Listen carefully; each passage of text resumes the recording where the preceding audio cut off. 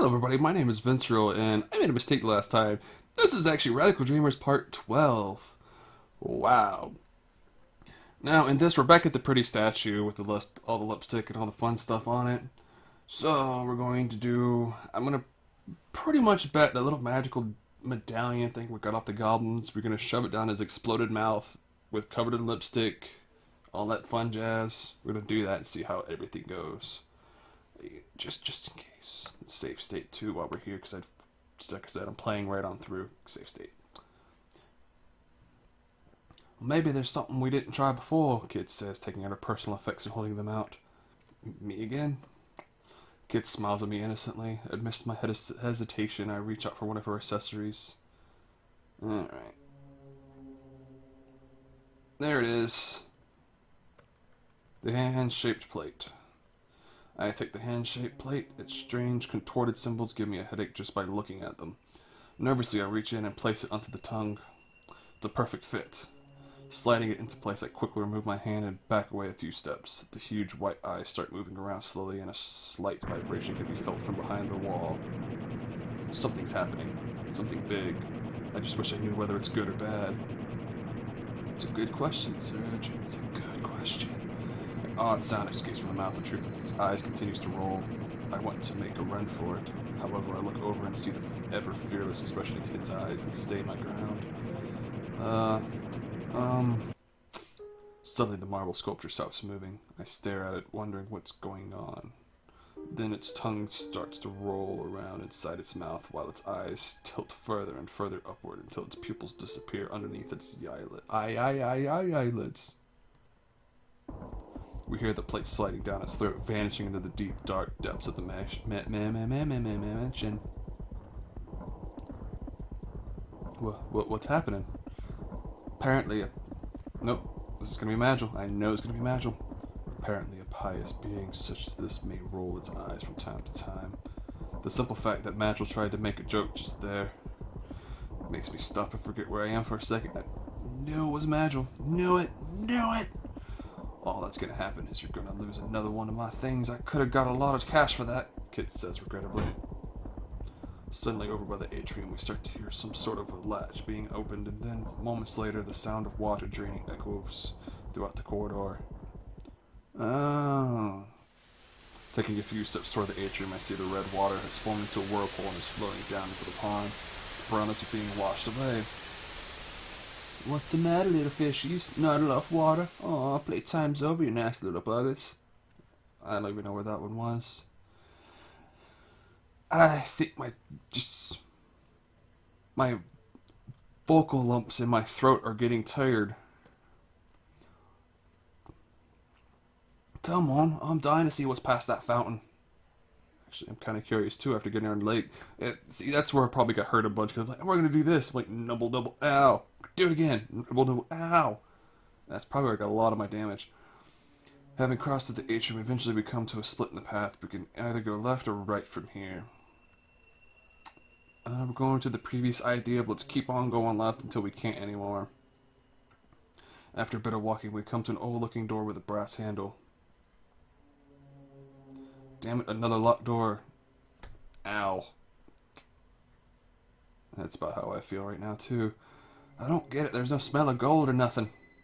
This leads to Viper Manor's catacomb, says Magil hesitantly. He's right. Standing here in silence, I realize there's a faint scent of death in the air. And then, putting my ear to the door, I start to hear deep, tortured moans from far beyond. I jump back, looking at the door. Let's try somewhere else. Ahead of me, I hear Kid come to a sudden stop. What's wrong? I ask in a whisper. I look over, only to see Kid pointing down the dark hallway. Squinting my eyes, I try to look for something. After a while, I start to see some sort of a white mass, a ways ahead of us. What is it, I ask, readying my knife.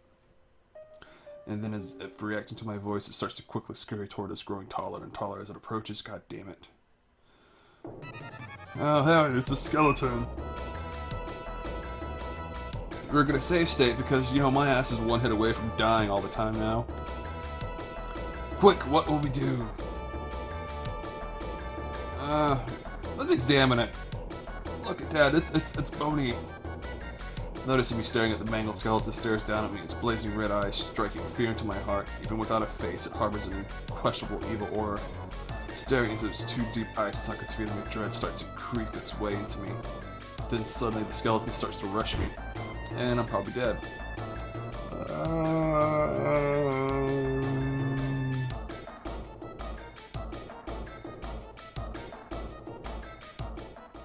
Like I said, and I'm probably dead. I hate this one-hit death now that I'm going through.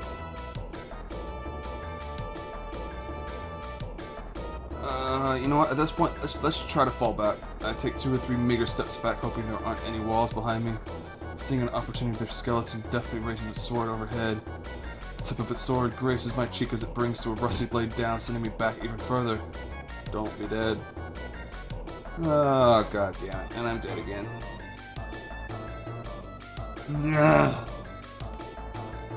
Alright. Quick, what will we do? I guess it's only a skeleton, let's ram it then. I immediately start rushing, hoping to catch it off guard. With a hollow clatter, the skeleton comes toppling down to the ground. Ribs fly everywhere as the spine breaks in two. I think you had enough, Kid shouts, looking over the crumbled heap of bones. Suddenly, as if somehow reacting through her taunts, the skeleton remains begin to stir once again. I back away in shock as the skeleton torso starts to prop itself up with its left hand. Its right hand then grasps its dislodged skull and holds it up, staring straight at us. What the? Suddenly the skeleton hurls a skull at me with blinding speed. What do I do? Hell, catch it! I nimbly catch the skull in my hand. Smash it onto the floor! I kneel down to the ground and raise the skull high above my head. Then, with all my might, I hurl it down to the ground with blinding speed. As soon as I do this, the remains of the skeleton crumble lifelessly to the ground. Kid runs up to the pile, scattering the bones everywhere. Relieved, I crawl back away, staring at the shattered skull before me. Ha ha! Also, once again, this episode is brought to you by Surge, because fuck yeah, I am thirsty.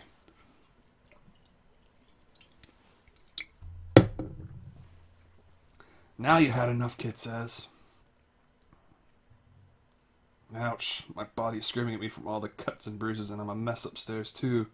I don't know how much more of this I can handle. I really need to watch myself from here on out. Damn it, Serge, when are you gonna bloody grow up and start fighting like a man? Kid glares, shoots me like an icy lance. I swallow a dry gulp and continue down the corridor behind her. Yeah, that's not a good sign. That's the second time I've seen that message. Heading away from the catacombs, we eventually come to a split, turning right. Heads back to the atrium while ahead of us, I can see nothing but a dark stone corridor leading off into darkness. Keep going forward. After a little ways down the passageway, we come to a descending staircase. Well, let's take the stairs. We slowly walk down the stairs, taking us deep below ground. It's as though we're descending further and further into an endless abyss. Once we reach the bottom, we come to another split. God damn, what's with these splits? We can go left or right, but both paths look equally dismal. We're going left. After a little ways, we're presented with a sturdy set of doors.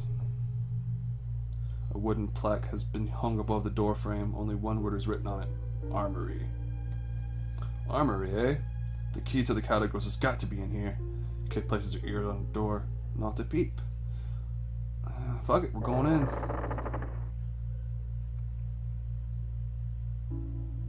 Someone is here, however. Uh-oh. Let it be the old lady, maybe she can heal me. Oh no, it's a giant frogman with a cup of coffee. Frogman? I wonder. Alright, with a book in hand, a single goblin sits in a chair, humming to itself. A sweet aroma fills the room. It's a goblin. Presumably from the teacup sitting on the table before it. There's something different about this goblin. It doesn't seem hostile in the least. Looking up from its book, it examines us from behind its bifocals. Ah, welcome. It's a rare to have visitors all the way down here. Too bad we're not guests, Kid shouts. If you want to live, tell us where the key to the catacombs is. And with that, Kid takes her knife and thrusts it into the desk, slicing through the tablecloth. The goblin remains docile. Ah, you must be the elusive Kid. I so wanted to see you with my own eyes. We've all heard so much about you. But before it could finish its sentence, Kid grabs the knife and hurls it through the air. The goblin set its book down, now unreadable due to the 7-inch blade protruding through it. It removes the knife and places it on the table. Your reputation precedes you. You are quite a radical young lady. Ha ha, radical indeed. Nevertheless, it's a shame. I wanted to see how that novel ended up. Please allow me to introduce myself. My name is Esmeld. Esmeld. It says, offering a simple introduction. Please, I do hate to keep my guests standing at bay. Come, sit and we shall converse over tea. My first thought is that poison... It's a bad thing about having long hair. You find hairs everywhere. Let's take a seat next to Magel. Usually Magel will know what's best. Trusting Magel, I sit down next to him. Surely he's got something up his sleeve. Looking at Kid, she truly doesn't want anything to do with this. She remains Stanley, keeping a vigilant eye on Esmeld. Black tea is set for 3 at the table. Found it that time. There we are. After a moment, Magel takes the teacup and brings it slowly to his mouth. He takes a sip and then sets the cup back on the table. Esmeld smiles. Himalayan chimpanzee. Cut it. Himalayan chimpanzee. I've not had this blend in quite some time, Magel says. I see you're a gentleman of fine taste. I will have you know not many of my visitors have known of this type of black tea. Listening to their banter, I stare at my cup. Could it really be poison? Picking up the teacup, I bring it close to my mouth. It doesn't smell so bad. Delicious, I exclaim. I've never had anything like this before. I loosen up a bit, sitting back in my chair. Wait a second, what's going on? My wounds, they're being healed. Oh, thank fucking God. Maybe it won't be a one-hit kill anymore. Looking over towards Kid, she seems to be enjoying it as well. So, let's get down to business. Certainly the key to the catacombs has to be around here somewhere. Whether I remember where it is, however, that's a different story. Yeah, he seems reasonable. Is there something you'd like in exchange? Something I want. Your life, perhaps? He says as his eyes light up from behind his glass. You misunderstand, young man. I do not wish to harm you, Esmeld says, noticing the look of shock on my face. I enjoy chatting with the many types of visitors that we have at the mansion. Surely, as an adventurer, you must have plenty of interesting stories to tell. Adding to this, he looks in my direction with a smile. I look highly on unique stories and have been known to reward such storytellers. Staring down at my dark liquid before me, I start to rack my brain for a really good story. Okay, I've got it. On one particular evening, a small girl walked through a dark, dreary forest.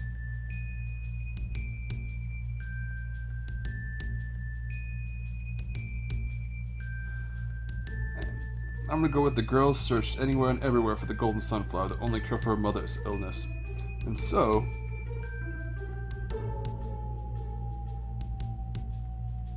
after walking endlessly, the sunflower was nowhere to be found. A fine beginning, perhaps. Is that all? No, God, I'm making this up on the spot, aren't I? On one evening, a girl walked through a forest searching for the only cure for her mother, the golden sunflower. After walking endlessly, she still hadn't come across the sunflower. And suddenly, before her, she came across a gold light shining on a clearing. It was the golden sunflower. The girl put a few of the sunflower seeds in her bag. She was sure it would cure her mother, she thought. Hurrying back to her home, she crushed a few of the seeds into a drink and fed it to her mother. Getting better, the two lived happily ever after. Oh, brother. A fairly interesting story. There, well, here's the key. Esmeld leans over toward the wall and knocks. On a certain spot, there a secret trapdoor lies up. He reaches in and takes out a key. However, as I start to reach for the key, Esmeld recoils his hand. Sighing, the goblin speaks. Yes, I suppose you could say there is something more that I wish for. I glance at Magel, then back to Esmeld.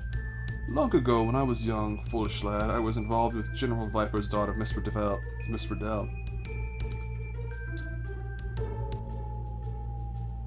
Dario? Riddel, the General's daughter? Oh, you didn't know. Indeed, Miss Riddel's true father was General Viper.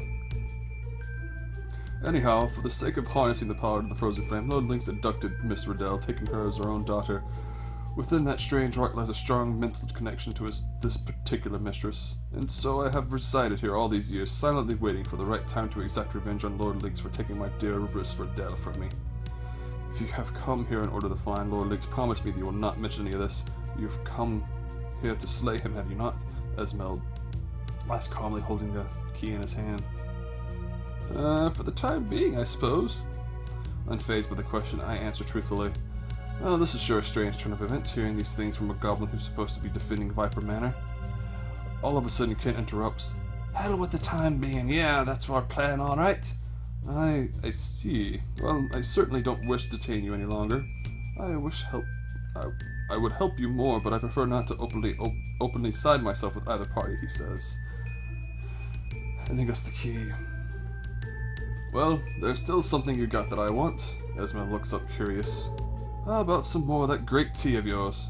Esmeld thinks for a second and reaches behind him.